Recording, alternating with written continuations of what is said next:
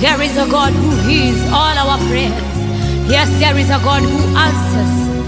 There is a God in heaven who hears all of our prayers. Oh, there is a God in heaven who answers all of our prayers. Whenever we pray, He hears and He answers. Whenever we pray, He hears all of our prayers. Yes, He hears. He sees all that is hidden in secret. He hears you when you call. Keep calling Him, He will answer you. Oh, hallelujah. Yupo Mungu mbinguni, asikiaye maombi yetu. Oh, yupo Mungu mbinguni, ayajibuye maombi yetu. Oh, Baba, tunapoomba asikia, anajibu.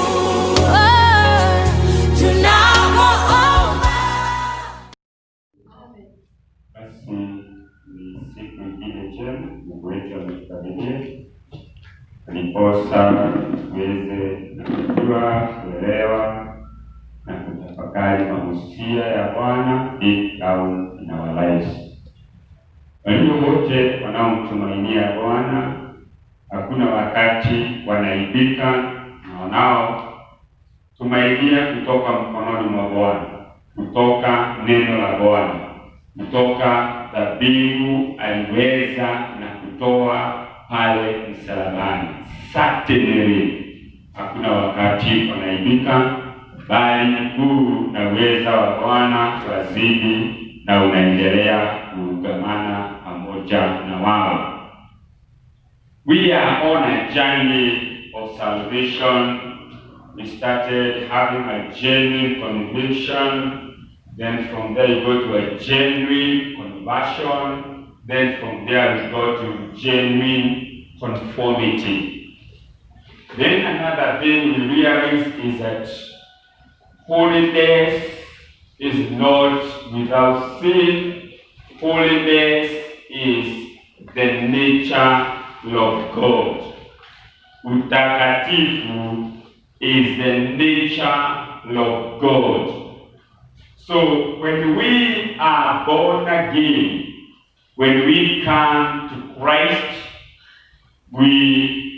the old nature of Adam, the old nature of Adam to be rebellious, the old nature of Adam to do selfish desire is taken away, and then we gain the new nature. That is the nature of God of being holy, and the nature of God of being holy, we have to reject sin, and the nature that comes in our lives, it is the nature of obedience. Bwana asifiwe. So hiyo ikiingia katika nafsi na mawazo yetu, basi when we feel in our heart, wakati tuwasikie katika nafsi zetu, tunaona kana kwamba mambo ya kiungu yamekuwa kana kwamba haistahili na kutendwa, ama yanaonekana kama ni mzigo, the nature of God inaanza kudidimia, because the nature of God is the nature of being holy. Na ndiposa nasema ya kwamba be holy for I am holy. Hatuwezi kuwa wana wa Mungu mtakatifu na sisi sio watakatifu.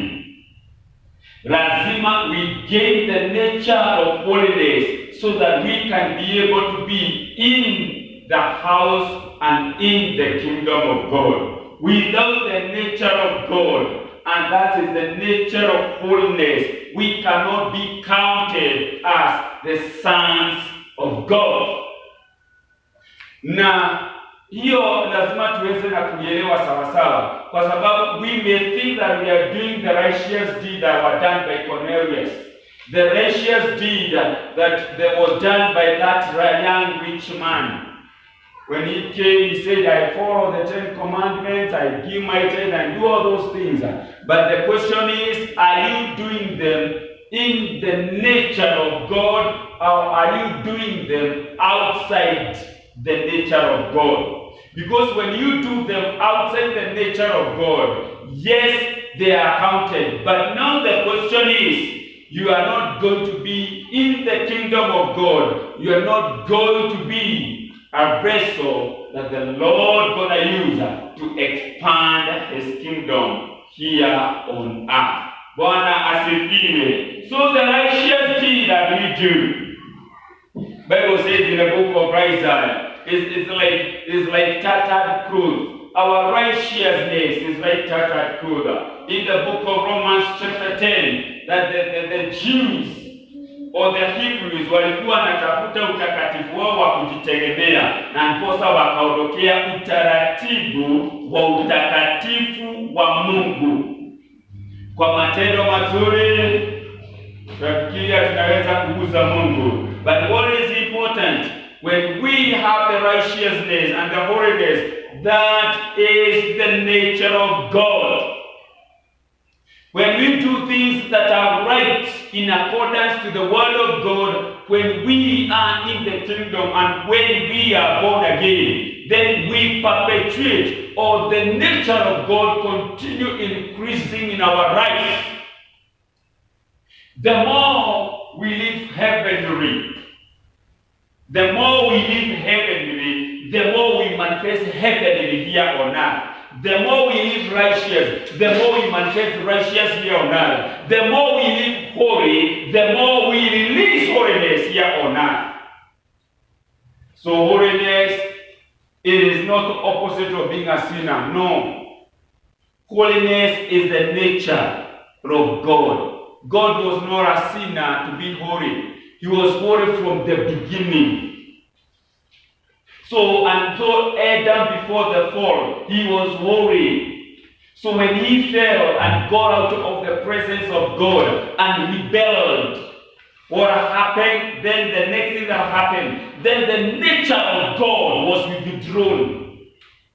The glory, the nature of God is glory. So the glory was taken away. And when the glory was taken away, then Adam was naked. Why? Because holiness is the nature of God. And you should always desire to be holy and walk in holiness, or walk in the nature and the character of God, so that whatever we do and whatever we execute to do is in accordance to the purposes of God. Pasipo na utakatifu hatuwezi na kumfurahisha Bwana. It is with righteousness we can be able to praise God. We are going to continue. We have covered the foundation of salvation, so that everyone know, am I really in the kingdom officially? Yes, you can be in the kingdom illegally. And you continue with preaching. You can continue in a whatever group in the church.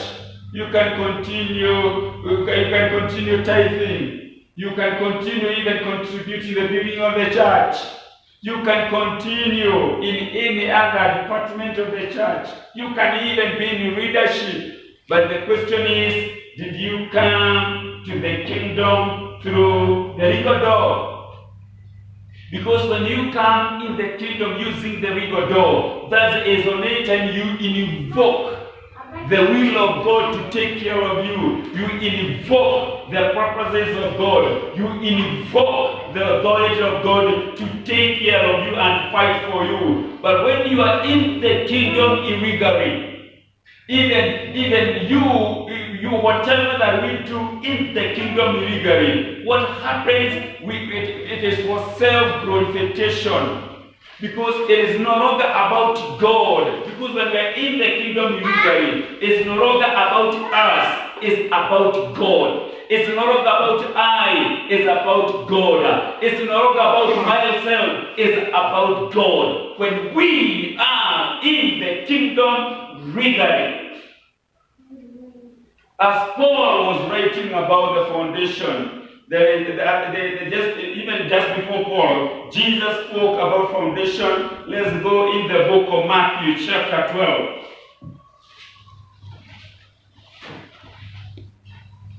Matthew chapter 12 from verse 12, from verse 22.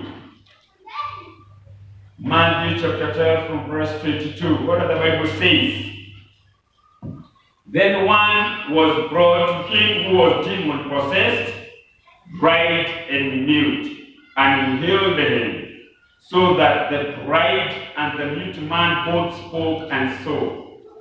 And all the multitude were amazed and said, could this be the son of David? Now when the Pharisees heard it, they said, this fellow does not cast out demons except by Beelzebub, the ruler of demons. But Jesus knew their thoughts and said to them, every kingdom divided against itself to desolation is brought to desolation, and every city or a house divided itself will not stand. Kwanza tufikishe hapo. When you are born again officially, you are not divided. The kingdom in your life is not divided. The foundation you are laying for your salvation is not divided. But when you are not in the kingdom, when I am not in the kingdom officially, through the cleansing by the blood that was shed on the cross, then I am divided and I am going to be brought to desolation, because I am halfway in the kingdom, but I was not initiated in the kingdom through the legal channels. That's why unaona mambo mengi yanayotendeka, unashindwa kana kwamba huyu mtu anajua Mungu kwa ukweli, lakini kile tunastahili na kuelewa, it is simply because huyu mtu hakuingia katika ufalme kwa njia halali, kwa sababu matendo ya wema hayawezi na kuokoa nafsi zetu. In essence, Jesus was saying, matendo ya wema haiwezi kununua the character of Jesus, the character of God, the character of Jesus Christ. You got to accept Jesus so that you gain the character, you gain the nature. You must be born in Kenya for you to be a Kenyan. You must be born in the kingdom so that you can be a member of that kingdom. So that whatever you execute, lolote lile unalolitenda, you don't do because you pretend to be in the kingdom or to make yourself to be a better vessel in the kingdom, but you do because you are a member of that kingdom, and that is an expectation. Bwana asifiwe. Kwa sababu whoever is not initiated, whoever is not born in the kingdom through the legal channels is a religious guy. And a religious guy will give time to be a vessel, to be a vessel in that kingdom, will come to church to be a vessel in that kingdom, will give an offering to be a vessel in that kingdom, will do whatever he does so that he can fulfill the law of that kingdom. That is religion. But when you are in the kingdom, whatever I do in the kingdom, I do it because it is part and parcel, and it is a duty and regulation in the kingdom. Bwana asifiwe. Na kwa sababu the only different comes, ule utofauti unakuja ni ya kwamba huyu mtu anayetenda kwa sababu ni sheria, ama kwa sababu to be qualified, to be understood, a member of that kingdom, whatever he does not do because he is a kingdom. He does so that he has a selfish gain. Religion, it has to do with the self. What do I gain in this issue? I am going to be a member of this church, a religious church, because I want to be one of the members of that church. Not because I want to be a member of the body of Christ or to be a son of God. I want to be faithful in time. Unaangalia moja, tuangalie kwenye vitabu zingine. Unaangalia kitabu cha membership, unaangalia kitabu cha wale walifanya harusi, unaangalia kitabu cha wale wanaogoza the receive Holy Sacrament, unaangalia kwenye vitabu zote dedication zote za harusi. Ukikosa mahala pale wanakwambia kwamba then you are not a member of our church. Why? Because that was a religious requirement. But when you are a son of God, it's not a question of how many books they're gonna check. Because the only book that qualifies me to go to heaven, the only book that qualifies to be a son of God, the only book that qualifies to be called one of the members in the body of Christ, is when Jesus qualifies me by the blood that was shed on the cross. It's not how many books they're gonna open. It's not how many regulations I'm gonna fulfill. No. Na kosa hapa Kristo anasema ya kwamba when the kingdom is divided, it is when halfway I fulfill the requirement so that I can be a member of that church or a member of that religious organization. That's the best word. That religious organization. So I want again to be walking and doing the things I want to do. Because when I don't have the nature of God, that is holiness, I can do anything. I can do anything in the king. I can do anything so that I can fulfill that requirement. But when I have the nature of God, I am specified. I must do a righteous deed. Hallelujah. Not everything that is good is right. Somebody can tell you giving a bribe is good, and giving a bribe is good to get a job. It is good because ukipeana kazi utapata. But is it a righteous deed? No. That's why I say, not everything that is good that is righteous. Not every business that is making a huge profit, it is righteous. Because some businesses, they can make a huge profit, and especially the businesses that lead them due to hell. Most of them, they make a huge profit. But the businesses that ensures you bring a change to humanity, because it's a righteous business, what happens? Then you shall not be divided. What happens in kind of businesses? They draw people back to God. They bring men and women back to God. And most of the times, we've got to realize that when I do a bit for selfish desire, and I still want to be in the kingdom of God, so I just come to the kingdom of God, and I fulfill all the requirements. You go to a religious organization, you fast the fasting you are saying, I want to be a member of this church. What is the requirement? Wanakwambia kwamba you register yourself. Next thing, you must do a wedding. Next thing, you must be dedicated. All this is a religious requirement. First of all, I want to be a son of God.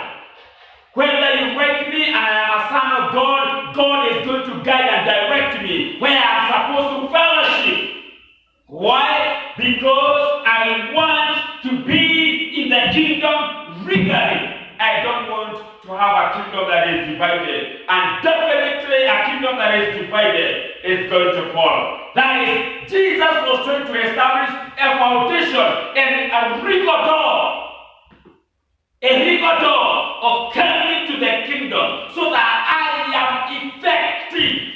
And whatever I do, because I know the Lord is on because the Lord has ordained me, because the Lord has given me the mandate, because the Lord has sent me, I do it with all my might, with all my strength, all my spirit, because I know the Bible says in the book of Haggai, do all that you do, I am with you.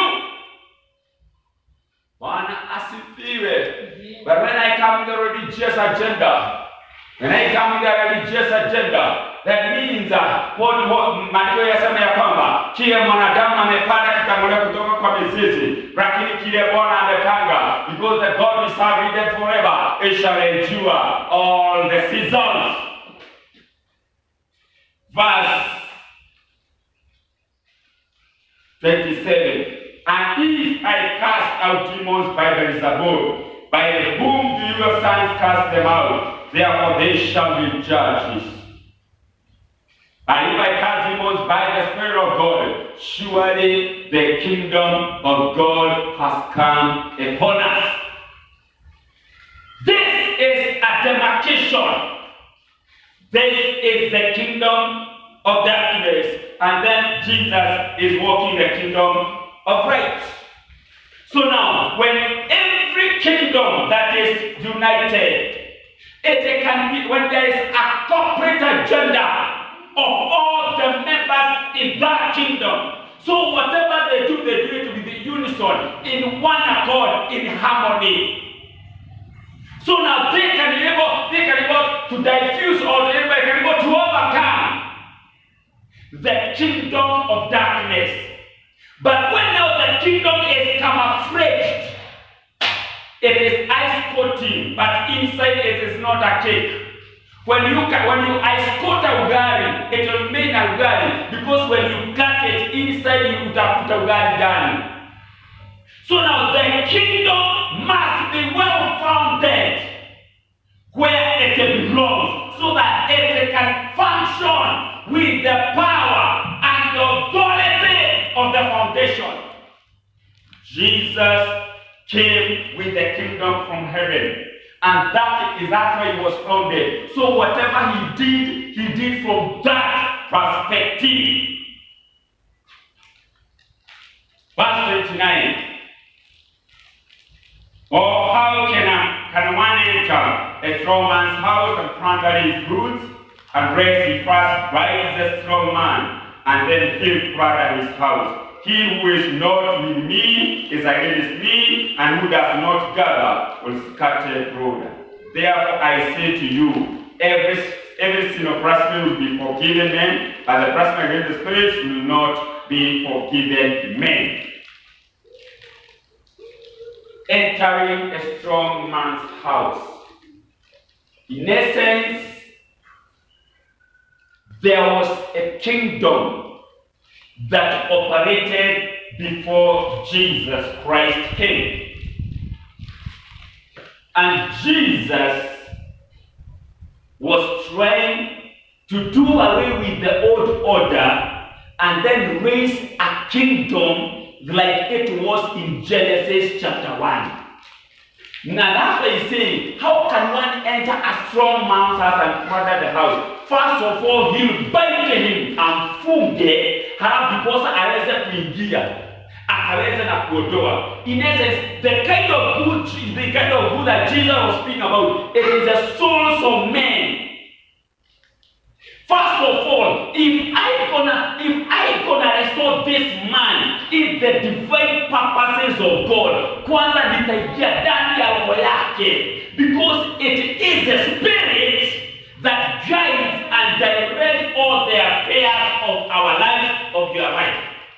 Kwanza akasema ya kwamba basi, kwa hiyo anasema ya kwamba kile tunastahili kwanza kujua ni kwanza afungwe, kwa sababu akifungwa basi hatakuwa na uwezo wa kuleta vita wakati unachukua kilicho chako. Kwa sababu wakati hatukuwa tunajuana na Mungu, ni mambo mengi tuliweza kuhusika nayo, na ni mambo mengi tuliweza na kutenda, na yote yanatuandama. But when the Spirit of God becomes a captive of the authority of God, then all the other forces they start breaking one after the other. All the curses, all the agenda of the evil one, all the journey or the trajectory. Ile njia ulikuwa unaelekea, wakati Roho amechukua mateka na Mungu, immediately njia inabadilika. Ulikuwa unaenda hivi, anabadilisha, unaanza kwenda hivi. Ulikuwa unatenda haya, unabadilisha, unaanza kutenda yale, kwa sababu msingi umebadilika. Wakati shetani alimdanganya Eve, aliondoa ule msingi wa ukweli, the true foundation, the foundation that was founded by God, na akaezekwa, akapadwa, the right word, akapandika kwenye msingi wa shetani. Na katika ule msingi, rebellion is one of the nature of that foundation. Disobedience is the nature of that foundation. No wonder they rebelled. When they rebelled in chapter 3, and then in chapter 4, Cain killed his brother. So the rebellion started giving back. And then by the time we reach chapter 6, God regretted for creating the whole world. He said, I am going to wipe out the whole generation. But one man found favor before the eyes of God, and that was Noah. Bwana asifiwe. When the foundation, when we are not in the kingdom, when we are not sons of God, when the nature of God, that is holiness, has not been imparted in our lives, we shall do anything in the face of the earth. We can do any business in the face of the earth. We can corrupt bottom, center, right. Because that is the nature of the foundation of darkness. But when our foundation has been renewed, our relationship has been renewed, we have been reconciled back to the original foundation, then what happens? Our nature changes. From a nature of disobedience to a nature of obedience. From a nature of rebellion to a nature of holiness and righteousness. If there are going to be a real transformation in the nation of Kenya, it's when the nature of man shall be transformed. We get out of the nature of corruption and come to a nature of doing things right, because we are giving an account before God. That is when there will be a transformation in this country. It doesn't matter how many times we're going to change the constitution, because the constitution is just a document, but those who implement the same document and rest, there is a change of nature in our hearts. That's when there will be real transformation, and the country will thrive and take a different trajectory to become a second world heading to a first world. In any case, Kenya is a superpower in Africa, from South Africa to Nigeria, and the next country is Egypt, and Egypt has corruption. And then Kenya is number 3, the countries that have a prosperous future. But raise a change of nature and a change of mindset, and raise the country is founded in the true foundation, and the foundation bringeth change. But the key thing about the foundation is on verse 33. Either make the tree good and its fruit good, or else make the tree bad and its fruit bad. For a tree is known by its fruit. The foundation.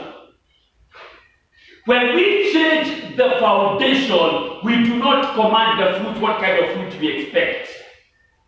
Immediately, when the foundation is holy, all the things that you shall do, they are righteous. Because a new conscience, mwishiriye mwero umeingia katika mawazo yako. Kabla ufanye kitu, Roho anakwambia na ile unatenda ni baya. Kabla uweze kufanya kitu, anakwambia na hiyo je unapitia ni baya, kwa sababu sasa msingi umebadilika. Make the tree good before any business transaction, before any activity you do, before you do anything in our lives, before you do anything in our souls, before you do anything in our bodies, before you do anything in our businesses. Then we get there when the foundation is right. Then the Spirit tells you that is the form, that is the old nature. But in the new nature, when you do a holy thing, the fruits are automatic. When the foundation is holy, the fruits are automatic. But when the foundation is evil, the fruit is of equal nature. So that's why Jesus was categorically coming to establish a foundation. And no wonder the Bible says Jesus is the cornerstone of the foundation. And you cannot build outside that cornerstone and stand. Building outside the cornerstone is a religious activity. It's a good member of a religious institution. A good member of a religious church. But when you are a son that needs the old order of Adamic order of rebellion, Adamic order of disobedience, Adamic order that is against the will of God, the Adamic order or selfish agenda has been taken away. And the new nature can says, it is no longer I that am realized. I don't belong to myself, I belong to God. And if I belong to God, then my nature has been taken away. That is the nature of God. My every desire has been taken away. So whatever I do is not about me, it's about the kingdom of God to be manifested here on earth. And when the foundation changes, immediately we cease to be vessels of darkness. Vessels of darkness. You can be a vessel of darkness by the kind of business you do. You can be a vessel of darkness by the business transaction you do. You can be a vessel of darkness by the kind of deals you transact. You can be a vessel of darkness by the kind of work that you do. You can be a vessel of darkness by the kind of family that you involve yourself in. One asifiwe. Now this man of God was called Solomon. Solomon, oh my. You know what Solomon, when Solomon was born, although he was born with a wife of Uriah by Solomon, Solomon was born by Uriah by David.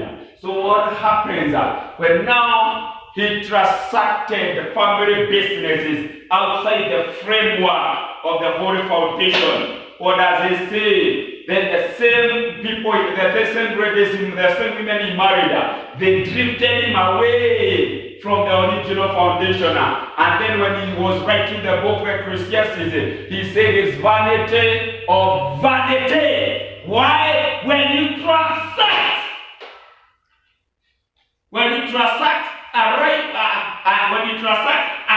an evil transaction on top of the righteous foundation, then that foundation rejects you. Solomon was rejected, the most wise man in the world. Number two, the richest person in the world. Number three, the first man to build a temple for the Lord. But all that came to zero when he said it's vanity of vanity, because he wanted to transact a shady deal in the foundation of the Lord, and it cannot be transacted. What happened? The same foundation, the holy foundation, rejects you. You can read in the book of Revelation chapter 2. The Bible says, it was said in the church of Ephesians, but one thing, niko na jambo moja nitawastakia, you have left the first love. Ule upendo wa kwanza wa kujenga kwa msingi kwa utakatifu. Yeye alikuwa anawastakia, na alipoondoka akabia kwamba mfanye haraka na muweze kurejea. Yesu anasema ya kwamba make the foundation right and everything will be right. Make the foundation right and the business. Make the foundation right. The business will be right. The marriage will be right. The family will be right. The children will be right. The employment will be right. Oh my, even whatever career it is going to be right. Why? Because the foundation tells you this kind of business transaction is not founded on this foundation. Do a business that is founded on the foundation of God. This kind of career does not promote the will of the Father. This kind of promotion. Bwana asifiwe. Amen. I was talking to another person. So now you can imagine now, somebody, the exam started, the exam cheating started sometimes in the late 90s. Now you can imagine somebody who cheated in an exam. Now you can imagine somebody who cheated in an exam. He got an A. He went to main campus. and did medicine, because when you get the most common choices, you do pharmacy, you do medicine. These are the two most competitive. You can do architect. The three courses are medicine, architect, actual science, and pharmacy. These are the qualification, or you do double maths. So this person was not supposed to get an A, but he cheated an exam and got an A. He went and did medicine. And because he cheated in an exam, what do you expect him to do in the university? So that he can able to graduate in the pharmacy. This guy will continue to cheat an exam again. And in university, cheating an exam, you can know what kind of schedule can be done between a lecturer and that person. It will not just money, they can transact even their bodies to get the degree. And then after that, the same person now has gotten that degree, and then he goes and then transacts his body to get a job. And then this person comes to treat you. What do you expect they can do to you? And that's what I'm saying. Make the foundation right, and everything will be right for that person forever. Make the foundation corrupted, the foundation of that person will be corrupted forever. Unless he goes back to the beginning. And what does he go back to the beginning? You start footing the bill. You cheated an exam, so immediately you start saying, now I want to start reorganizing my life, and maybe you are at the top. And after you see all this kind of mess in the government, most of these guys, these are the generation that the exam cheating method. It's all corruption in the government. This guy corrupted in KCP, corrupted in KCSE, corrupted in the great university, corrupted to go in that office. So he is not there to bring a change to the nation. He is there to do all the corruption to gain, not to bring a change to a generation. Make the foundation good, and the product, the fruit, will be right. Bwana asifiwe. And kwanza hiyo ndio katika nasi na katika maisha yetu. These are the statue that are needed in marriages, because make the marriage right, and the kids are brought up at a godly spring. The Bible says, why bring a wife, a male and a female, to bring up a family? Because God desired what? A godly generation, a godly spring. So when you see all this polygamy, you see all this divorce, you see all this separation, the devil knows, I don't want to bring the next generation. If I separate us too, and the next generation will be in a quagmire. And what do they say? When you go to the statistics was done. When you go to most prisons, utakuta wanasema ya kwamba over 50% are children from single mothers. Not single mothers. From irresponsible husbands and fathers. Wanasifiwe. Make the tree right. The foundation, if the foundation of family is right, then there will be a godly generation. When the foundation of education is right, then we are going to get good workers who do not strike day in, day out. Because all these days they're going to strike because corrupted education. What we expect? Corrupted employment. And when the corrupted employment, I'm not here to do the work for the county government. I'm not here to do the work for the government. I'm here to make money. If they can pay me and stay at home, they can say amen. Make the true right. And what is saying? Make the foundation of our salvation right. Make the foundation of my calling right. Make the foundation of my serving God right.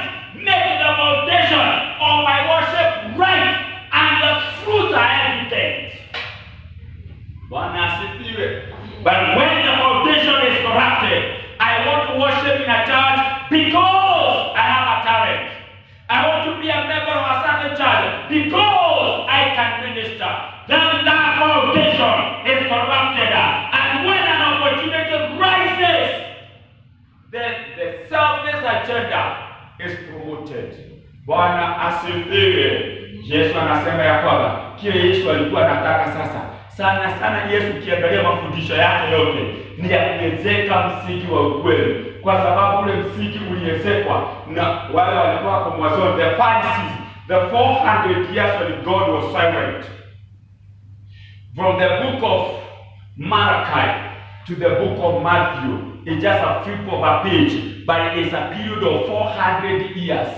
God was silent. That is the time the Pharisees, the Sadducees, they came with a religious order which Paul fought tooth and nail to ensure it is exacted in the Judaism. Because they were founded on a corrupted foundation. In fact, Jesus was calling them hypocrites. They make wrong prayers in marketplaces, and they like sitting the highest place, the highest table. Those who went to bodies will know what is high table. You know high table? The prefect used to sit. Verse 34. Brother Viper, how can you be evil, speak good things? How can the foundation evil produce good fruits? How can the foundation good produce bad fruits? That's what Jesus is telling them. Because after these are the Pharisees. These are the Pharisees. But now when the Pharisees had, they said, these are the Pharisees. Because they come with a religious order that everyone must follow. Brother Viper, how can you be evil, speak good things? For out of the abundance of their heart, the mouth speaketh. A good man out of the good treasure of his heart bring forth good things, and an evil man out of evil treasure bring forth evil. But I say, verse 26, but I say to you that for every idle word men speak, they'll give an account of it in the day of judgment. For by your words you will be justified, by your words you will be condemned. By the foundation we are founded. It determines the trajectory that we take. Yes, we're in the church. And no wonder we have 85% Christians, but Kenya is the most corrupt country. 85% Christians, that means that corrupt guys are Christians. No wonder that person I was talking about Dubai was told, don't worry, leave your luggage there. There are no Christians in Dubai. Because they know who's still Christians. We will go to that analogy and come up and understand. And what's the problem? The foundation is corrupted. We are in a religious institution not because we want to be godly and holy. It's just because we want to gain something of the kingdom, but not the kingdom. Gain something from the kingdom, but not the kingdom.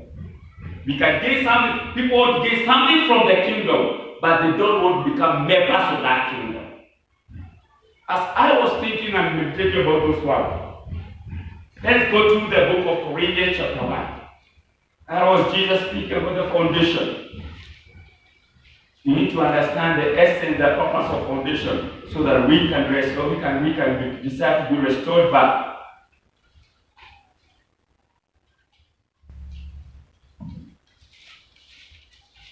First Corinthians chapter. Good. First Corinthians chapter 3. Yes, Paul, still going back to the issue of the foundation. Verse 1. And I, brethren, not speak to you as spiritual people, but as carnal, as to babes in Christ. I fed you with milk and not with solid food.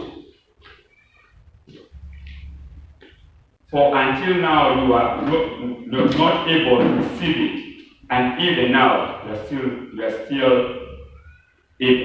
not able. For you are still carnal. For where there is envy, strife, division among you, are you not carnal and behave like mere men? For when one says, I am Paul, another says, I am Apollo, are you not carnal? Who then is Paul and who is Apollos, but ministers through whom we believe, as the Lord gave to each one. I planted, Apollos watered, but God gave the increase. So then, neither he who plants is anything, nor he who waters, but God who gives the increase. Now we who plant and we waters are one. Each one will receive his own reward according to his own labor. For we are God's fellow workers. You are God's field. You are God's building. Foundation again has been founded. Wakati Paul was writing to this church of Corinthians, kile alikuwa anataka, kwa sababu ndio wameingia katika ufalme, lakini they came to the kingdom with a baggage of the old order. A baggage of strife, a baggage of hatred. Na hayo mambo yote yametajwa na Paul. Anasema ya kwamba where is envy, strife, division among you? They came with the kingdom, but they did do away with the old nature. So Paul was telling them, mukiuka muthingio na mwambie gwaka iguru ya maundu ma tene, muthingio ya watene, then that means that there will be total division in the body of Christ. And that foundation is weak if it cannot support the purposes and the agenda of God. Akawambia basi, diposa muweze kujenga katika msingi, diposa nawapatia maziwa, diposa muweze kujielewa, uweze kujitenganisha na mambo ya kale na msingi wa kale, na diposa uweze kujengeka in the new foundation without an inclination, pasipo na mambo ya kale kuingia katika nafsi na maisha yako.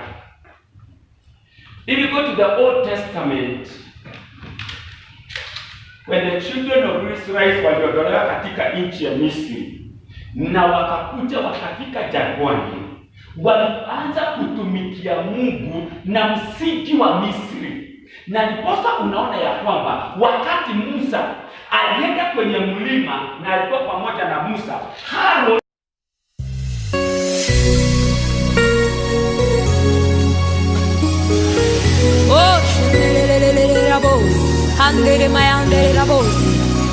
there is a God who hears all our prayers. Yes, there is a God who answers. There is a God in heaven who hears all of our prayers. Oh, there is a God in heaven who answers all of our prayers. Whenever we pray, He hears and He answers. Whenever we pray, He hears all of our prayers. Yes, He hears. He sees all that is hidden in secret. He hears you when you call. Keep calling Him, He will answer you. Oh, hallelujah. Yupo Mungu mbinguni, asikiaye maombi yetu. Oh, yupo